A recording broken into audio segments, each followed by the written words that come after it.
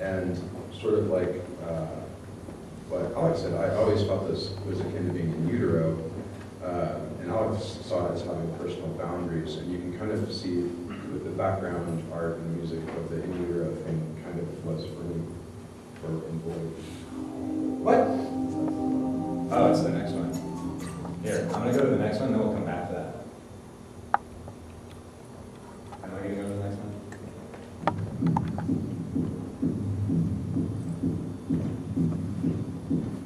Wow.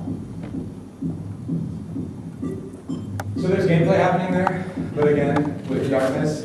You can kind of hear the heartbeat, like the subtle heartbeat, as if you were a baby.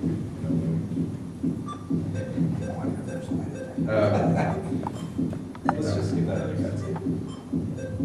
So, well, we skipped a cutscene, but you talked about how they were literal and all that anyway. Let's just keep going. So, should we do this one? This one. So,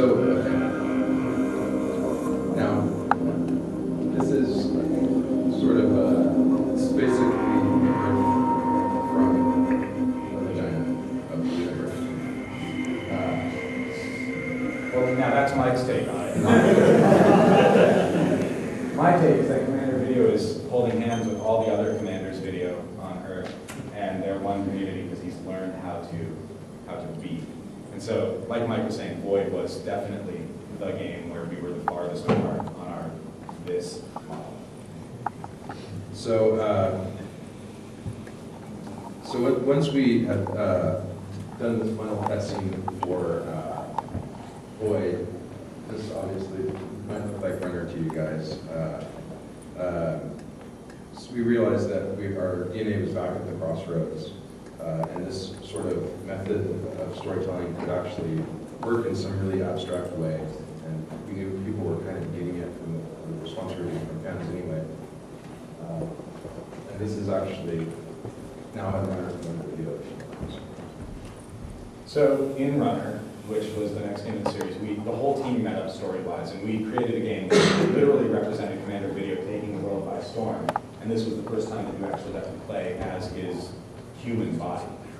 And our way of telling our story through gameplay was to make it so that anytime you hit something or bombed, as we call it, you just started over again, which represented there is no failure in life. This was the first game in the series with no game over, and we basically wanted it to be Commander Video.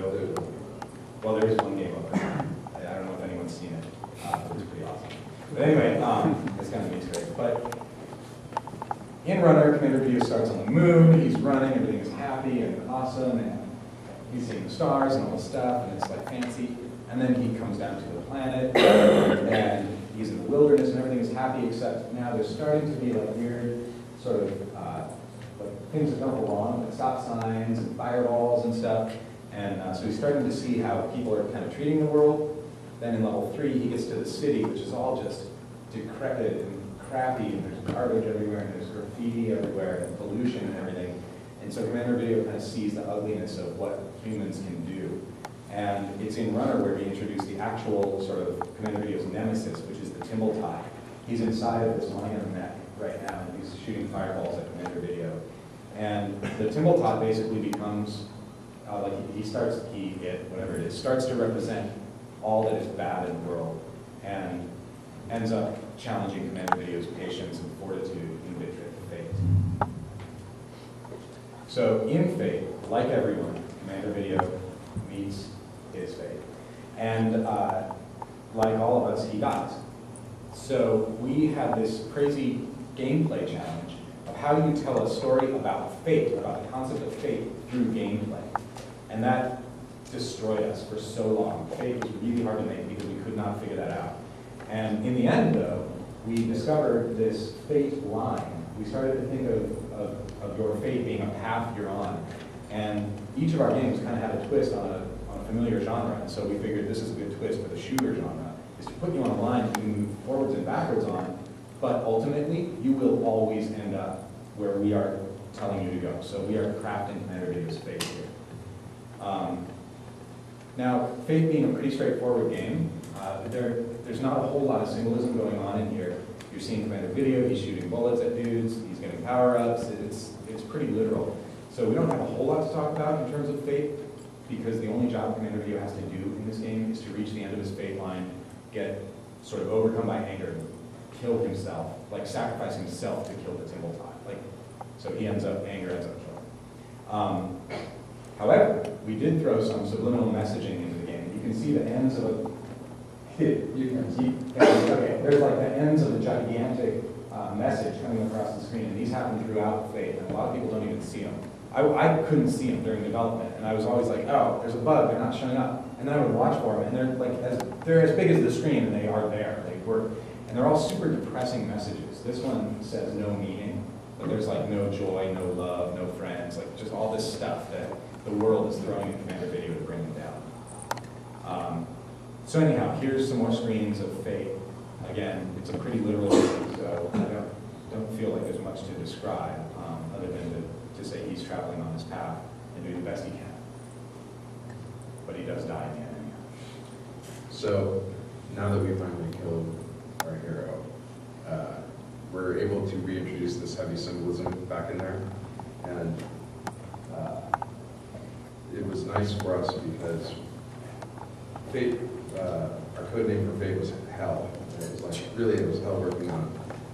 But it was really difficult. But now that it was finished, we could get back and sort of transform Commander Video again. And so everything in the whole game of Flux is basically Commander's video, like his memories of the whole BIT.TRIP series.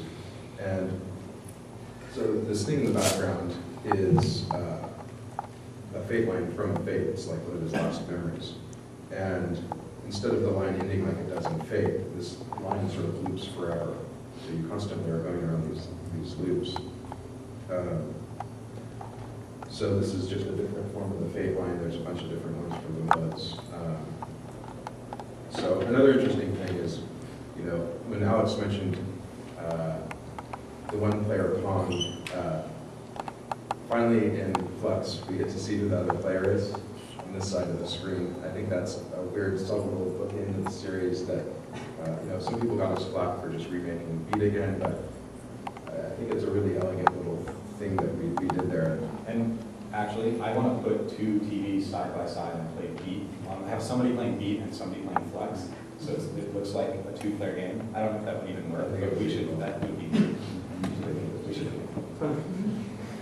So this background would work better with video, but basically a theme I had for the art in BIT.TRIP is the level 2 is always sort of like a free movement, free camera sort of deal.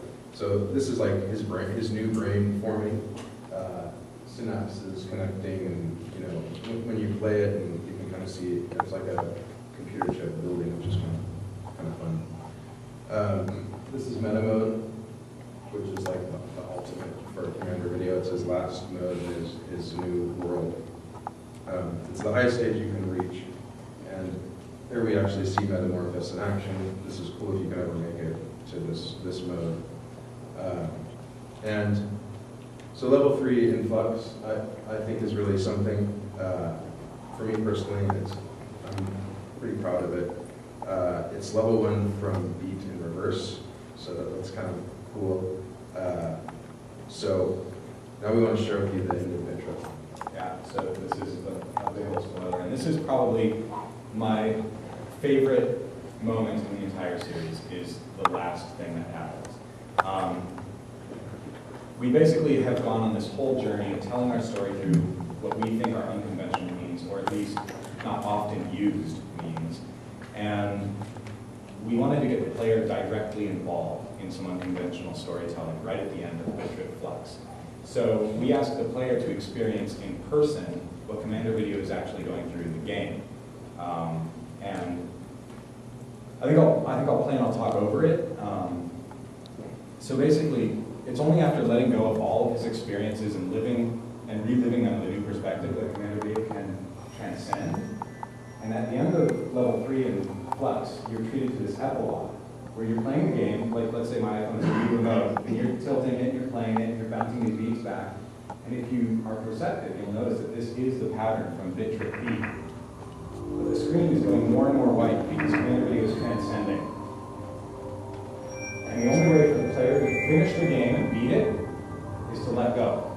And they have to set their controller down on a non-moving surface. And then you hear the stage transition sound, which has always meant that you were moving forward to something new, and you get a game. The game will literally not end if you're holding the controller. You have to put it down. So that's how we understand